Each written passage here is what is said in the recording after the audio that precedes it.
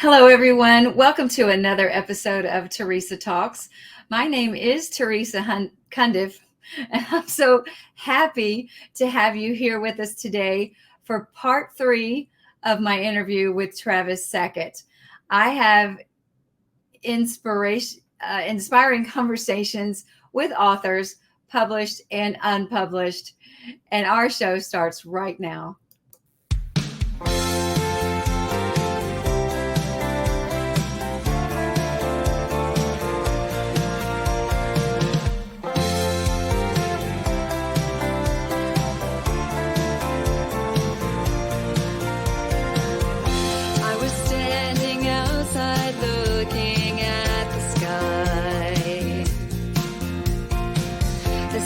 Shining and the clouds were flowing by. My favorite book in my hand, I opened it and Welcome, everyone. Forgive me for getting tangled over my words a little bit there as we get started today, but I am so excited to welcome back for part 3 of my interview with Travis Sackett, the one, the only Travis Sackett. I adore him and his book, My Life with Karma. Travis, welcome. Teresa, thank you for having me on. I can't believe we're on part 3 already. It's been awesome. So I'm looking forward to our talk. I know. And here is his book, My Life with Karma. I have adored it so much. And every time going back to refresh my memory on it to make sure I'm prepped for our interview. And if you have joined us for parts 1 and parts 2, we wrap the book up here today. At least that's the goal. I think we'll be able to do it. But let me remind you of Travis's bio. Here we go. Travis Sackett is resilience personified. Having overcome an abusive childhood, Travis went to college to study criminal justice, hoping to become an agent for change. While fulfilling this role, he was jaded by severe corruption in the system. During this time, Travis sustained an injury while training, resulting in an opioid addiction that led him to a life of crime. Through the help of his canine companion, he pulled himself up and out of the mud and began his life again. So, My Life with Karma, as you know, his beautiful, beautiful canine companion, her name was Karma. So I want to start ticking across the bottom. If you want to get in touch with Travis, you can do so through his Facebook page. If you have not yet gotten his book, My Life with Karma, it is so incredibly inspirational, and it is just packed full of all the things that Travis has lived through in his young life. It's incredible. I couldn't believe it when I read it. I just couldn't wait to get on the phone with him. I had to figure out how to get in touch with him. I think I must have messaged you through Messenger, or I found your press release and got your phone number. I do remember our first phone call was while I was driving home from my day job up in Washington, D.C.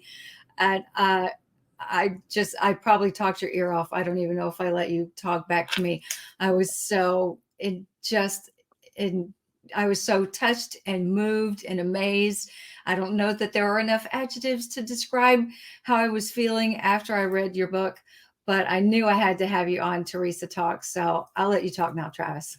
Okay. Well, once again, Teresa, thank you so much. You've been such a huge support, both while we're on the show and then behind the scenes, making connections for me. So I'm beyond grateful. Thank you again for everything.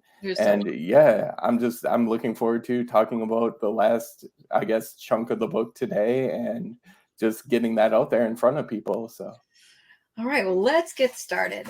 I'm gonna sort of remind people of a few things to sort of jump forward a little bit. So I have here on page 147.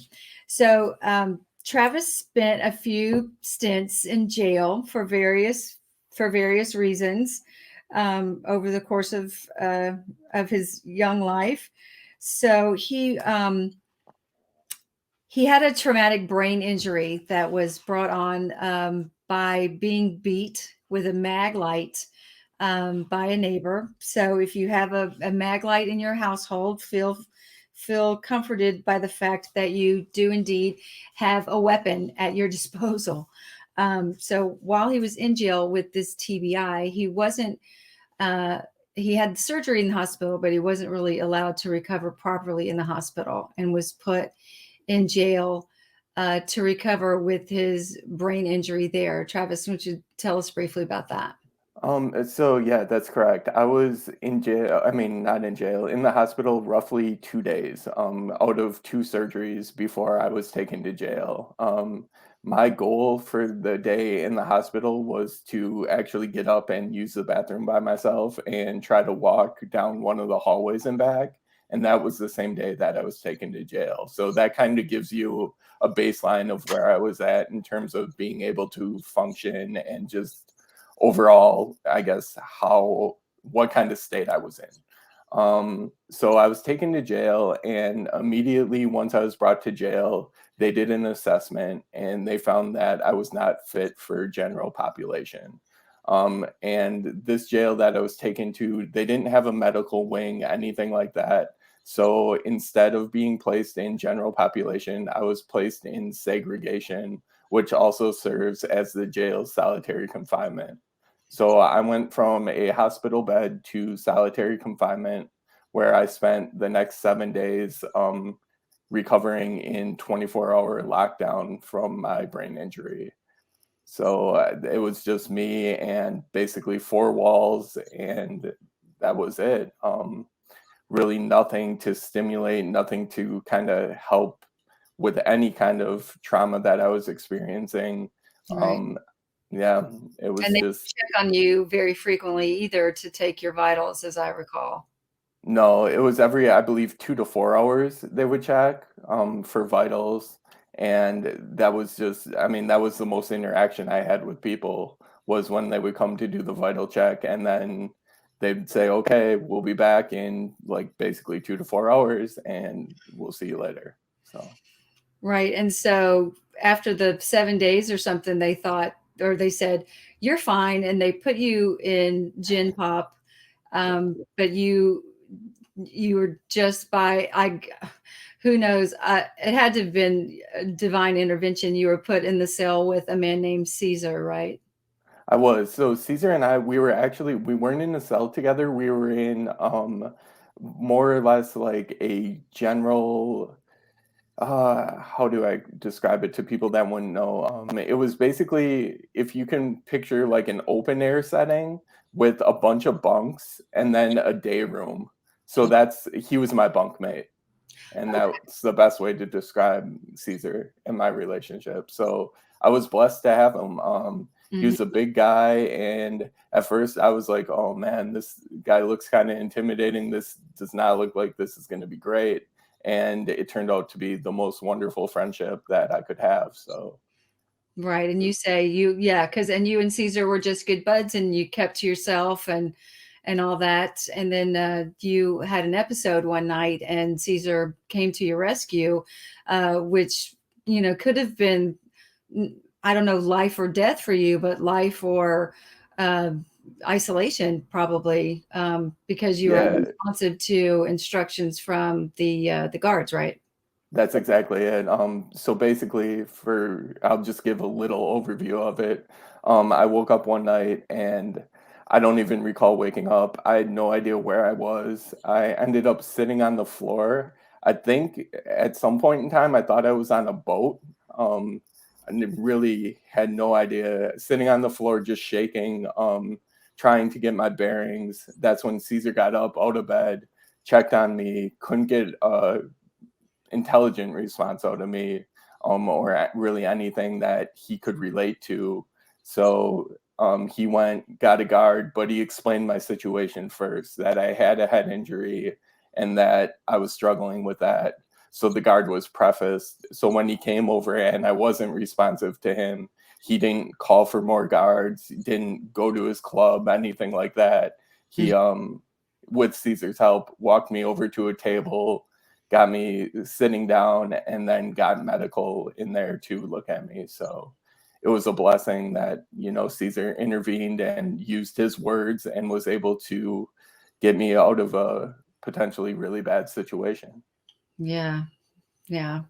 So then also during the same period of time, your first wife had filed for divorce, and you had to undergo divorce proceedings and visit the court in your prison uniform and full shackles.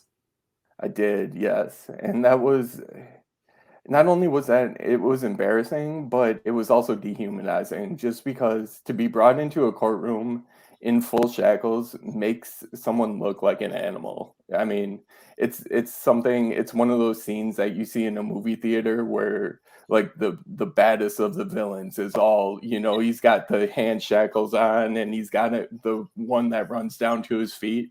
And I had the same setup. It just made me look like a monster. And walking into the courtroom that way, especially for divorce proceedings, just is not the way you want to start things off. So unfortunately, that was the cards. That's how they were dealt, and I got through that day. It just was not a moment that I like to relive. But I felt like I needed to write about it in the book just so people could see kind of how things play out. Hmm. Well, and it's a testament to how truly transparent you are in the book about like every single thing that you went through, just not leaving out any of the details, and even going through your TBI and that whole incident. You didn't have firsthand knowledge because of your condition. You had to go back through the medical records and the police reports and the different written accounts of what happened to put the story together. And you give that information in the book, and you say, I got this information from here and from there, and to put it together to be able to tell the story. So I loved how you did that. Well, thank you. I mean, I kind of looked at that like similar to when you read the Bible and how they put the accounts together of the different apostles and the different people that were around. That's what I wanted to do. I wanted to make my story fit in the sense that, okay, let me fill in all the blanks that I don't remember, that I can't recall, Mhm. with the words of other people that were not only there, but were also entrusted by either law enforcement or the county in the jail to basically do their job. So I took what they wrote and I basically I repeated it in my book Yeah. just the way they wrote it and said, here it is, this is what happened. I wanted people just to see exactly, once again, how my situation played out and how things really work within the jail. Right. Well, and it's great that you do that, because that way there's like no holes where we're wondering, so what happened right here, or because that's a very large part of your story, and especially where you find yourself now with your various like learning problems and memory and your migraine suffering and so forth from the traumatic brain injury. I mean, that's sort of uh, kind of everything that plagues you now is from that incident. And it's good, because we want to know, we care about you, and we want to know uh, what's brought you to the place that you are right now. So then going back, you finished this jail stint. So bring us up to speed and tell us about so you're at the gym and you're working out, and there's this 5'3" trainer, and she's a cutie, and you notice her. So tell us a little bit about how you met Vanessa and about your first date. Sure. So, as you said, I was at the gym working out, and basically, I saw this personal trainer, and I didn't want to be creepy. I didn't want to be a guy and come up and interrupt her while she was with a client, anything like that. So, I just sat back, I waited, I focused on what I was there to do, get my lifts in, and she actually came over and saw me on the bench press, and I had been using chains on top of the weights. Just to add more variable into the lift and to try to get more dynamic. and the first words out of her mouth was, "Are you trying to get big playing with chains?" And I'm like, who is this little girl coming over talking nonsense to me? Like, what? This is unheard of. What is this? So I was immediately intrigued by her, and just basically her tenacity and the fact that she would come up and approach me. So after a little bit of digging and talking to the gym manager, I decided that I wanted to ask her out on a date. So instead of opting for like, oh, let's go to a movie, let's go to dinner, it was right around Halloween. So I asked her if she wanted to come over and carve pumpkins. And that was our first date together. She came over, she met Karma, and Karma immediately approved. So that was the first step to getting into the Yes. door, and basically, yeah, getting into my heart was she had to pass the Karma test. So that was that. And from there, we just had a great first date. Well, when we come back, we're going to dive into that a little bit more because it wasn't just your typical first date. So I want to know more about that when we come back. Okay.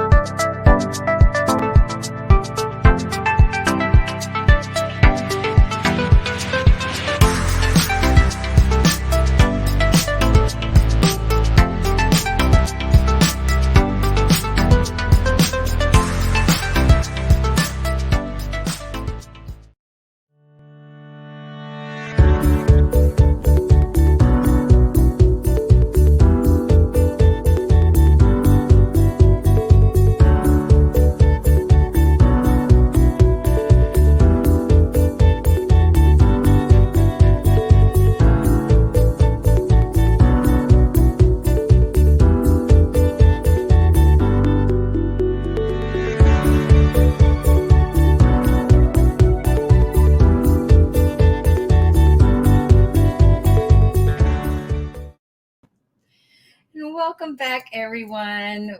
Teresa Talks is talking to Travis Sackett, the author of My Life with Karma, which is one of my new favorite books.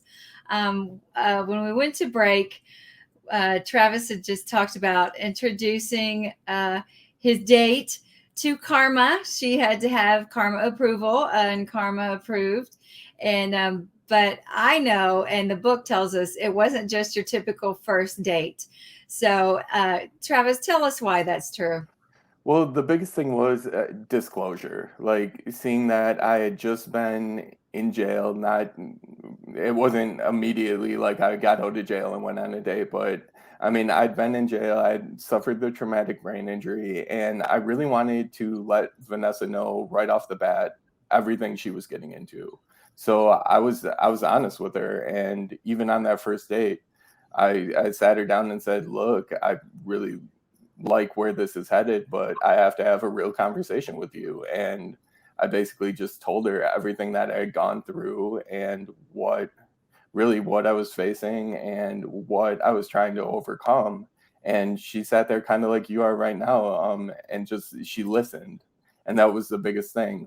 She didn't judge, she didn't jump to conclusions. She just listened to what I had to say and took it all in, and then basically responded with, "Well, that gives me a lot to think about, but I appreciate your honesty." And the biggest thing there was, like I said, just being full disclosure, and just starting off on an honest foot, as opposed to when am I going to tell her like any of these what would have become secrets.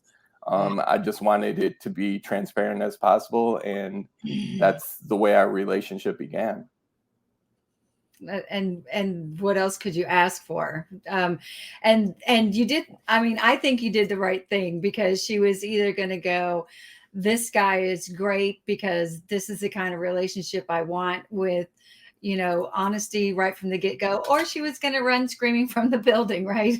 Exactly. Yeah, that was exactly it. And I figured, I mean, either way, at that point in time, at least I'm going to have an outcome that I can understand. Like, had she bailed, I would have I get it. There was a lot there. I was bringing a lot of baggage right off the bat, a lot of stuff that I still had to work through. So, but if she stayed, I'm like, I've pretty much found a keeper, found someone that is willing to get in the trenches and just kind of willing to have my back no matter what. And fortunately for me, it was the latter of the two. And she decided that she wanted to stick around and basically get to know me more and have a relationship. Correct. And so, some really good things happen for you guys. And so we fast forward, and she gets this great job offer from Arizona State University. Yep. And so you guys make this great move. You sell your house in Wisconsin and you make this great move to Arizona, and everything is just so good. Her sister is actually there as well, going to school.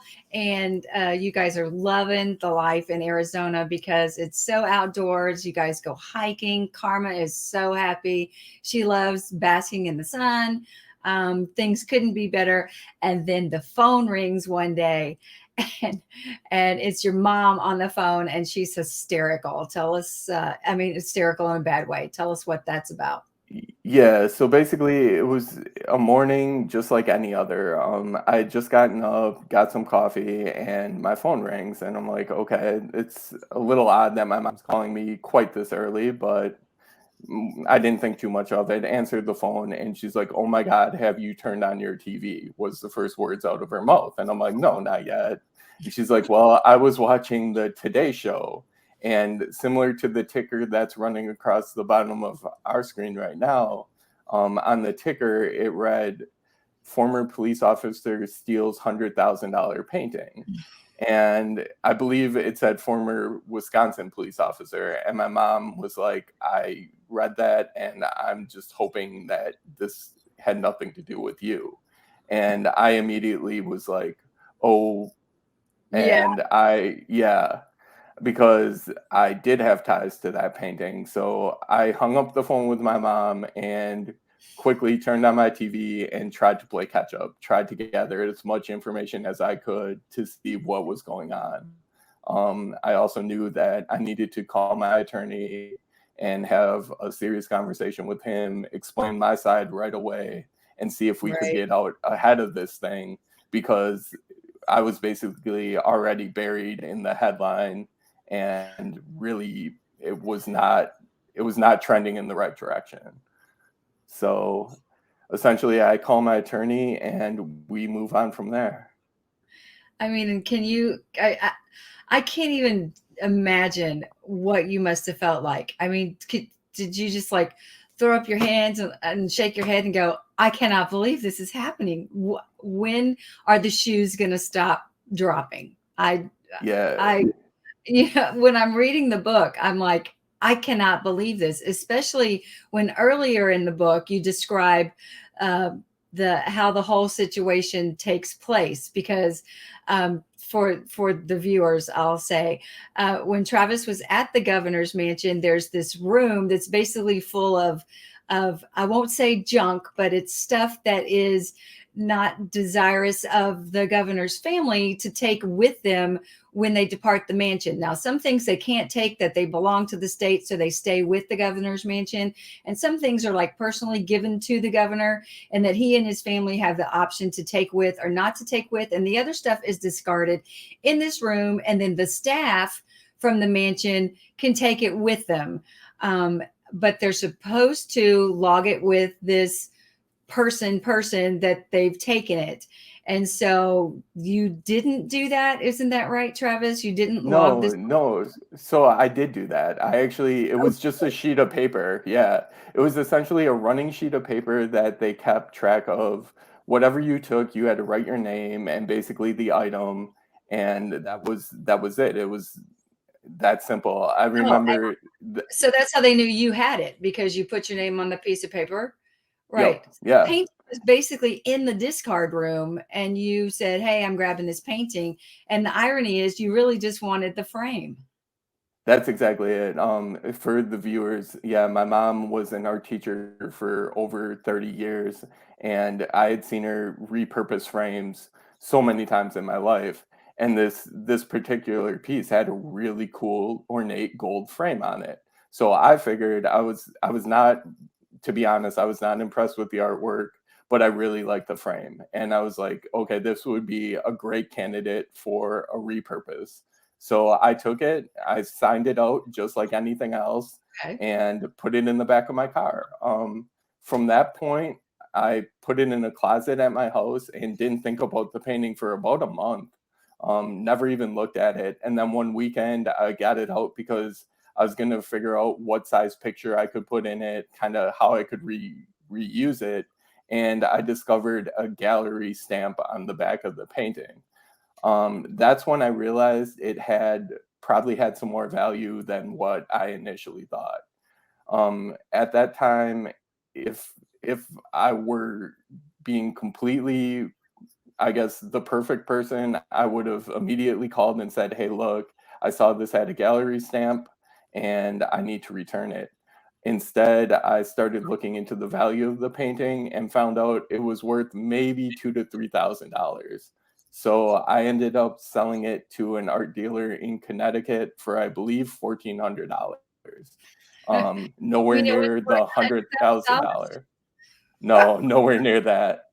Oh, So so yeah. it was just being sensationalized for television like they do all the time.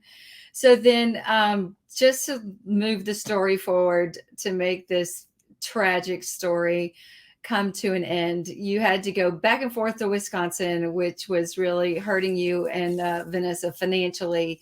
And you ended up having to come to a plea deal to bring it all to an end. So instead of rolling the dice and possibly getting what, 20 years in prison over this worthless painting. Yeah, I was facing 21 years is what, because they were still valuing the painting at $100,000. So that's where they came up with that number, was based off the value of the painting. So I couldn't roll the dice. There was really no option for me to say, okay, well, I'm going to try to fight this thing and hopefully I win. No, it just wasn't worth it. So I took a plea deal and ended up, I believe, well, part of the plea deal was I had to come back to Wisconsin to serve my time. They weren't going to allow me to serve it in Arizona. They said I had to serve it in the county, in Dane County. So we ended up having to move back from Arizona to Wisconsin for me to serve my time, which Vanessa thankfully agreed to do. And that is how we ended up back in Wisconsin, basically. So you talk about selling your BMW SUV, which was what you felt like was your like last stitch of freedom. And selling that made you feel once again like you are trapped back in your father's household, which is so unfortunate. But it earned you the money that you needed to get back to Wisconsin, and I guess uh, get an apartment or whatever you needed, because the you worked out the deal as you served 9 months in in jail, and then you were on 4 years of felony probation. Yeah, that's correct. 9 months of which I was able to do on the ankle bracelet. So I didn't actually have to go Okay. back into the jail. I was able to Okay. do it at home. Yeah. Okay. And so then, but so then you were required on the felony probation to have a job. So that was that you found difficult. And then you were without transportation. But then who would come to your rescue for that? But once again, Caesar, your guardian angel, happened to have, he was out of jail also, but happened to have an extra vehicle and offered it to you for transportation. How wonderful was that? Yeah, that was amazing. Basically, so I was on the verge of having to turn down a job offer because, like you said, I didn't have transportation at the time and I couldn't afford to just go out and buy a vehicle. Since I had purged so much money trying to fight the painting case and just traveling to and from Wisconsin, basically we had tapped out all our funds. So Caesar said to me, he's like, "Well, I have this Mustang that I've looked, I might restore it, I'm not sure, but essentially it runs and drives. you can have it. Like basically just take it for as long as you need, take it to and from work. No strings attached, just take care of it, put gas in it and insure it, and you're good to go. So I had no idea he was going to offer that when I called him. I was course. just hoping he would know someone who maybe had a junker vehicle that they were looking to get rid of, just basically anything. And he came through huge for me once again. So just Yeah. an amazing friend. So, and then while all this is going on, you are at the landscaping job, your migraines are becoming worse and worse, and your mental health is really starting to take a terrible turn. And you find yourself at a place where you are beginning to hear voices. And Yeah. that had to just be, I I don't even know how to describe it. It must have been terrifying. It's beyond scary. Essentially it made me question all reality. Mm, Because the voices, they seemed, no matter, they seemed real. It seemed like it was someone standing over my shoulder talking to me at times. And I just couldn't, basically, I couldn't differentiate between what I was hearing and what was actually happening. Everything started to become blurred. So I really had such a distorted reality at the time that I wasn't sure. I was relying on Vanessa as more or less a barometer to be like, when I would hear something, I'd be like, baby, did you hear that? Like, or in the middle of the night, for example, I'd wake up because there were times where I would hear voices and I would wake her up and have to ask her and be like, honey, are you hearing this? Like, and I seriously thought I was losing my mind. I thought it was something that had happened during my head injury, and now it was getting worse. That's where my head was at, and I had no idea what to label it other than I'm hearing voices and I need mental health help. right. So you left the landscaping job because the noise and all was too triggering, and you were able to go work at Goodwill, which is considerably a quieter place to work. And you were able to see a team of doctors, but you didn't have any insurance until after you began working at a plumbing company and were there with them for 90 days, and then your health insurance kicked in with them, and then you were able to see some doctors who were able to give you your psychosis diagnosis, Yeah. Yeah, right? that's correct. Yeah, they diagnosed me with psychosis, and basically, for me, that was part of it was a relief. Just because I finally had a label that I could put on it. It wasn't I'm crazy, I'm losing my mind, I'm hearing voices. It was now a tangible thing. Okay, it's called psychosis. I can look into this. I can learn more about it. I can kind of research and see what this all entails.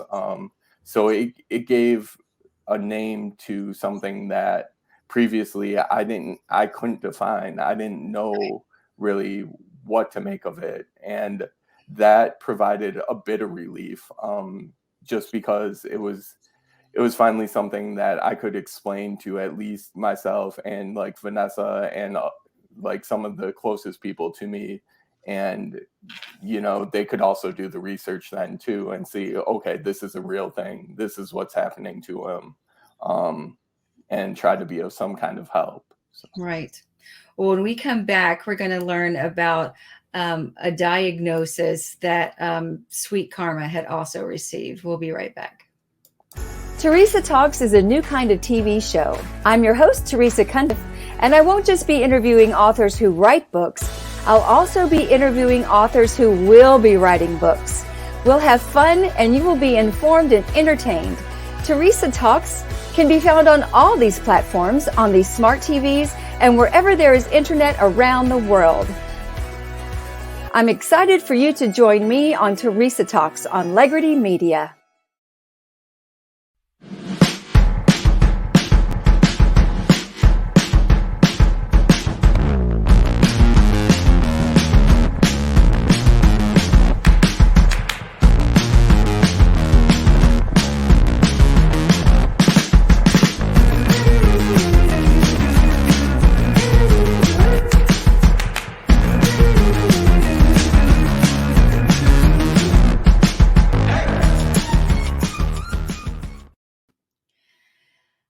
here we're back talking with Travis Sackett about his book, My Life with Karma. This is part 3, and we're wrapping up the book today. We're nearing the end of the book where Travis is revealing he finally had a diagnosis for what was happening to him, and it wasn't just the injury related to his brain from the traumatic brain injury that he suffered, but it really was a true mental illness diagnosis of psychosis. At this juncture, he had also began to suffer with stomach issues that were plaguing him very severely as well. But on top of all of this, his sweet dog, Karma, had not been feeling well either. And so they got her into the vet, and she had a diagnosis of her own. So will you tell us about that, Travis?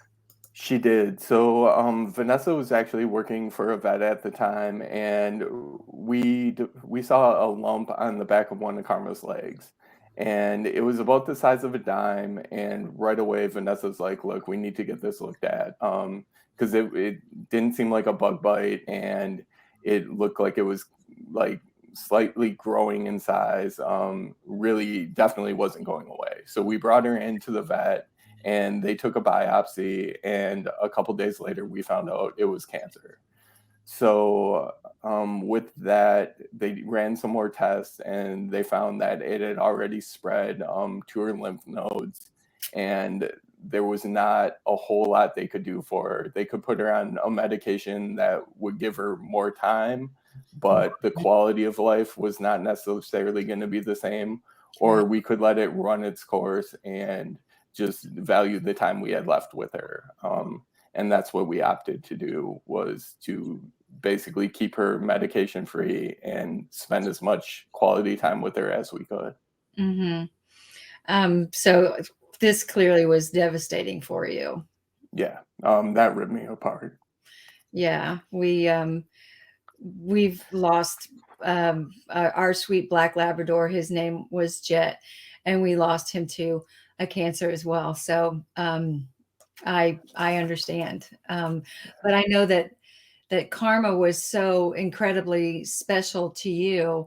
But there are very few people who can say that their dog literally saved their life. And so this brings us to the place where you actually had decided that you had come to the end of your rope, and you had made the decision that that the people around you would be better off without you to be a burden to them. And so you had come to the place where you were going to take your own life, such that you had sat down with the paper and the pen, and you were composing your suicide note. Yeah. And so as you sat there and you were writing, Karma interrupted your pattern. She came over, and well, I'll let you describe it.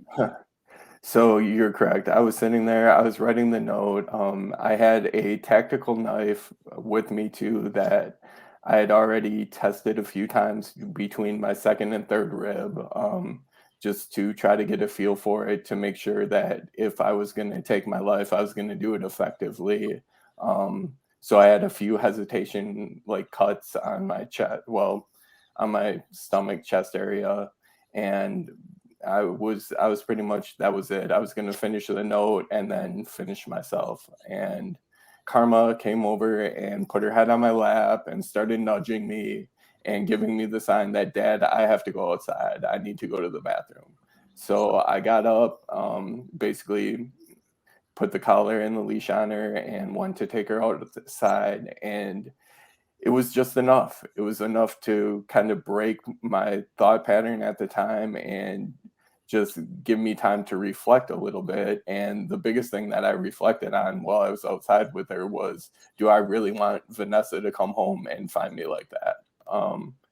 And the answer was no. Like, I don't want to put anyone through that. I didn't, as much as I felt like I was a burden and I felt like things with my mental health were just on a decline and getting worse. I still felt like that was unfair to everyone else if I would have followed through. So came back in and basically stopped writing and made a phone call to my probation agent and just told her, look, this is what's going on. I'm not only contemplating suicide, I'm pretty much almost in the act. And she told me to come to the office. And right away, I went into her office, and there were two officers there waiting for me with her. And she's like, well, I want you to repeat what you said to me on the phone with these officers. And I told them that, I didn't go into quite as much detail. I just told them that I was thinking about suicide and I really felt like I needed to go to the hospital.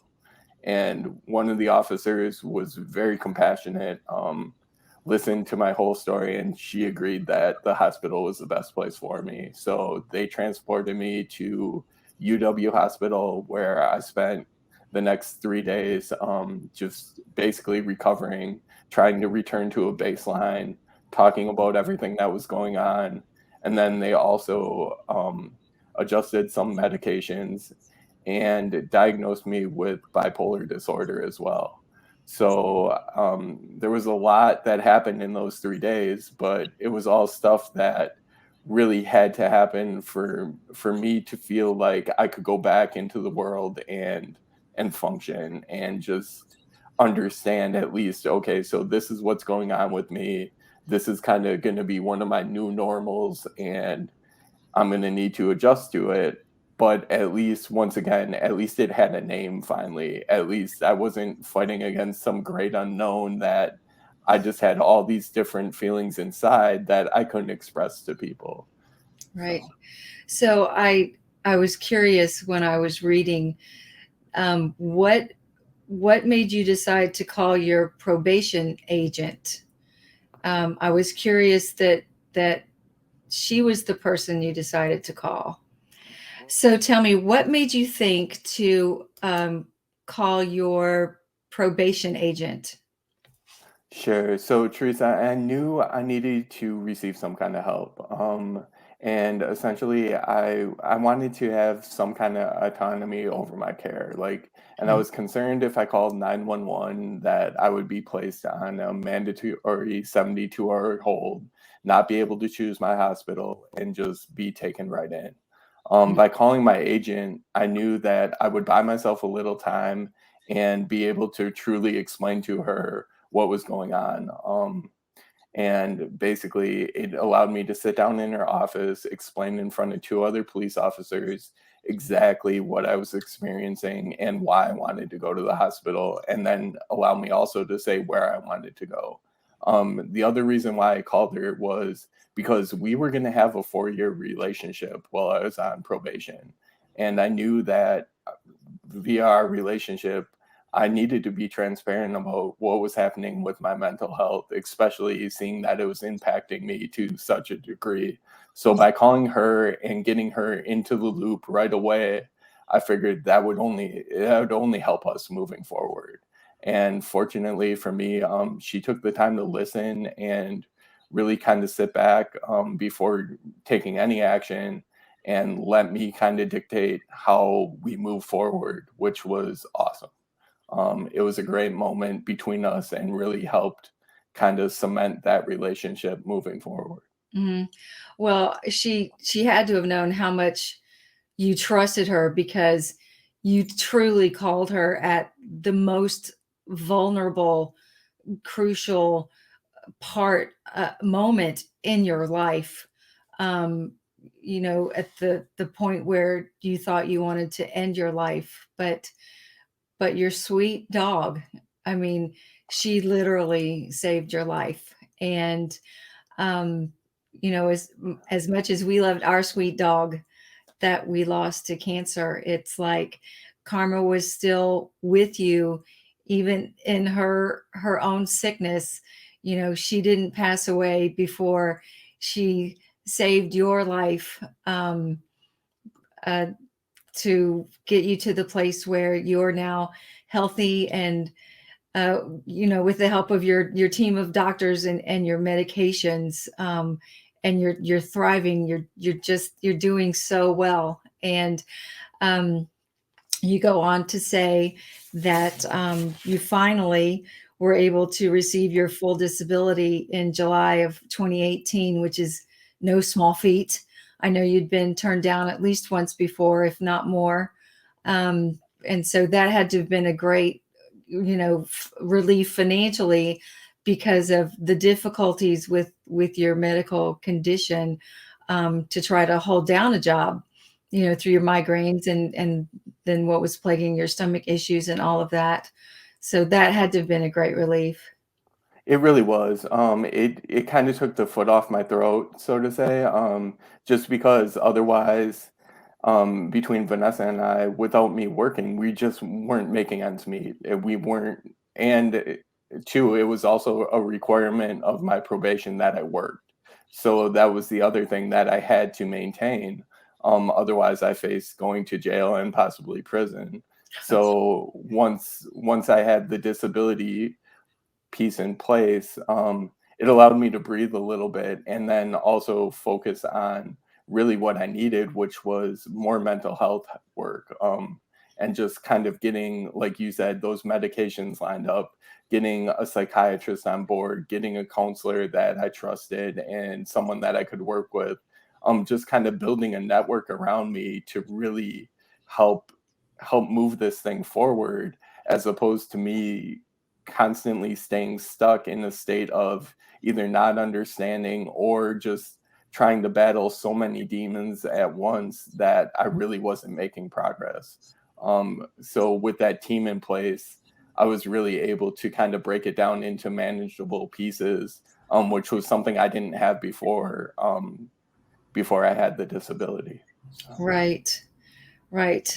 So, but then in mid-October of 2018, Karma passes away, and very, very hard to deal with. And it threw you into a downward spiral of depression that it was very hard for you to cope with. And in fact, you did not cope well with it. And it put you back in the hospital. You and Vanessa went through your checklist of where you were, and you were able to check off that you were in danger, and so you put yourself back in the hospital to make sure that you didn't spiral back to the place of attempting suicide.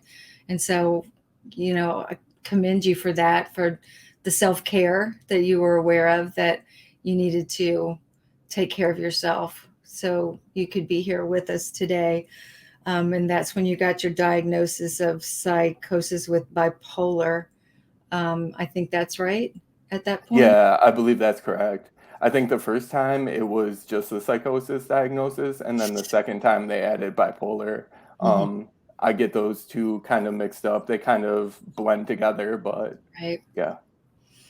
And then, so you were able to, I guess, claw your way out of that with your hospital stay, um, and surely the sorrow over losing Karma is always going to be with you, but um, you have to just take the time to know and be grateful for her life and all the joy and happiness she brought you, and the gratitude that you have for her, knowing that she literally saved your life. And that's why this book, people, this book is so incredible. And I want to share with everyone that I had the opportunity to be part of a collaboration book called The Book I Read, and to write a chapter about a book that impacted you, that after you read it,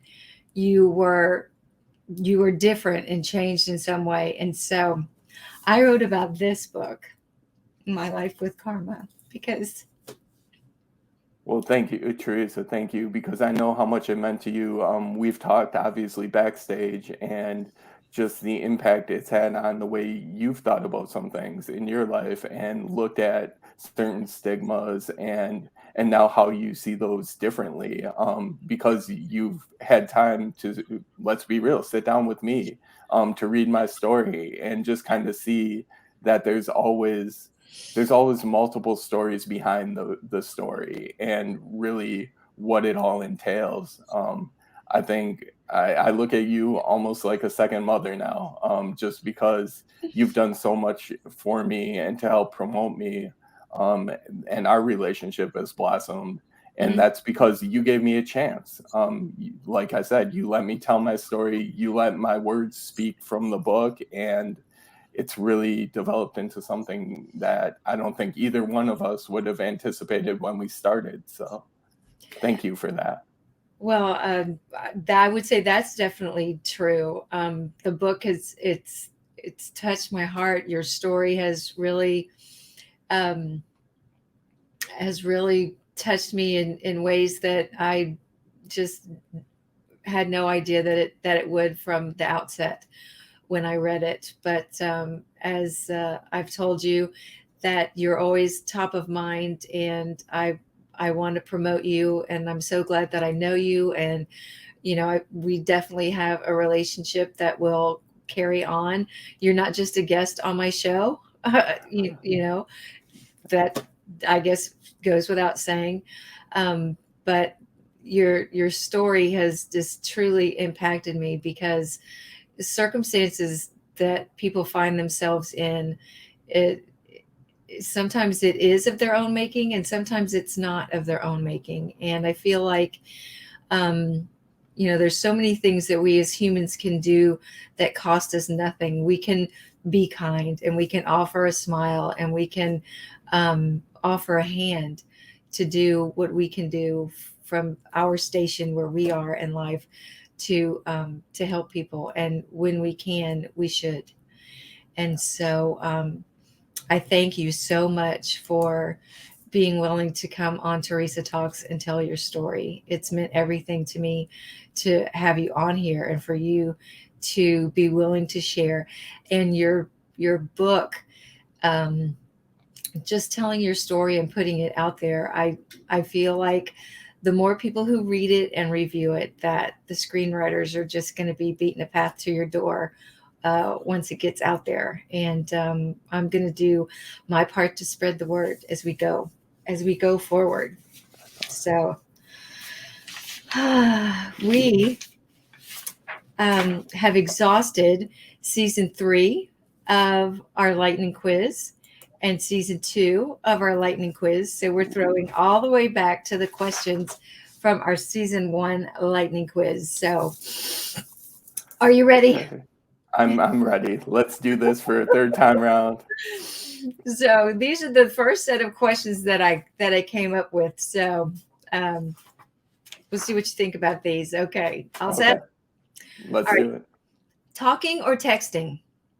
Uh, Talking. Favorite day of the week? Friday. Favorite holiday? Ooh, I'll go Halloween because that's when Vanessa and I met. Carved pumpkins. That's right. Exactly. Is it wrong for a vegetarian to eat animal crackers? um, yeah, it is. Okay. Invisibility or super strength? Super strength. Cake or pie? Ooh, it depends on what kind of cake or pie you're offering. I'll go pie. Okay. Name one of the seven dwarfs. Sleepy.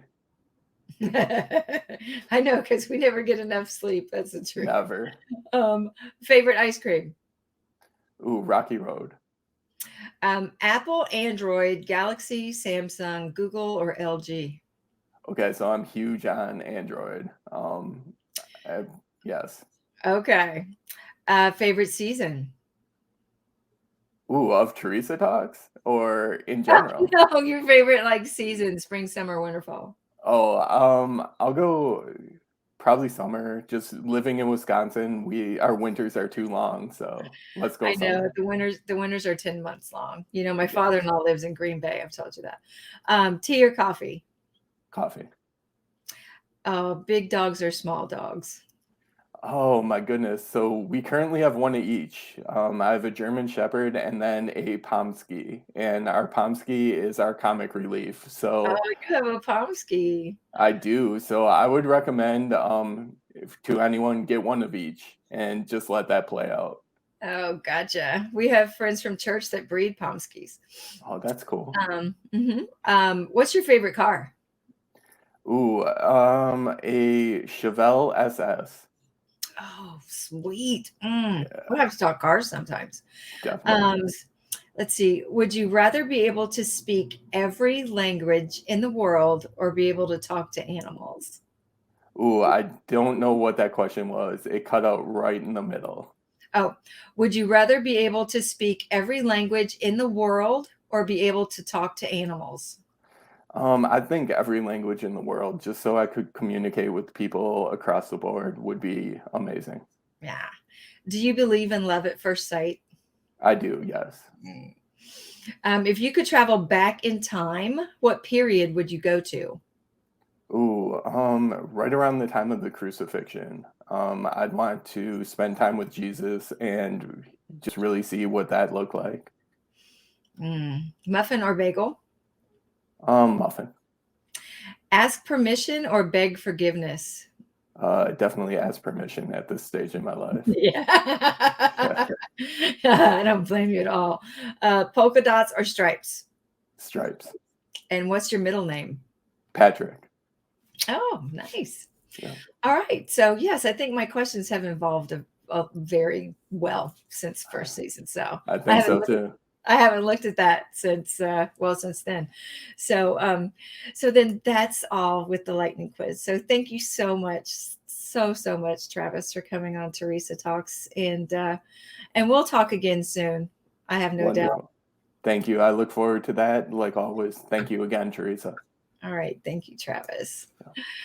Everyone, thank you so much for watching this series of Teresa Talks in this part 3 as we wrap up My Life with Karma. Let me show you this fabulous book one more time, My Life with Karma by Travis Sackett. You must read this book. I can't even say it enough. It is so fabulous. And he is an incredible young man. If you want to reach me here at Teresa Talks, you can email me at teresatalkstv.com. You can also visit my website and you can see all of my interviews that I've conducted since the show started back in June of last year. I'm so proud of them all. I thank you for joining me again today. Have a great day, everyone. And we will see you back here on Teresa Talks when next we meet again. My favorite book in my hand. I opened it and I